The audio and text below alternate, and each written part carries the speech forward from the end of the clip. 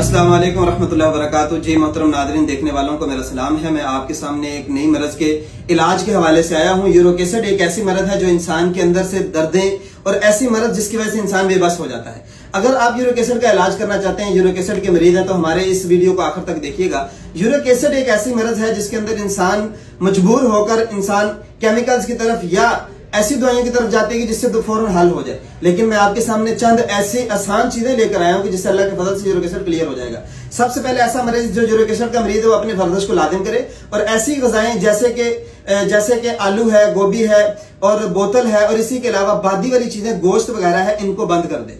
और कद्दू, टिंडे, शलजम, गाजर, मूंगरे, इन चीजों को खाए। ये चीजें यूरिक एसिड को खारिज कर देती हैं। और इसी के साथ मेरे बताए हुए कावे पर अमल करें, इंशाल्लाह अल्लाह के फजल से उसका यूरिक एसिड क्लियर हो जाएगा।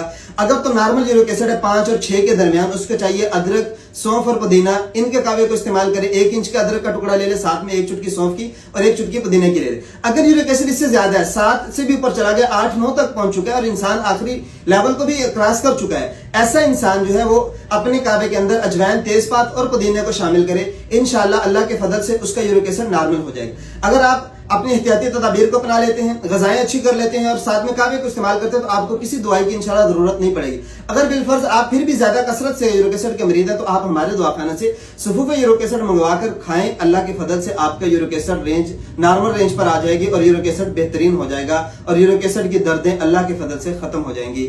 इंशाल्लाह आइंदा मिलेंगे एक नई वीडियो के साथ।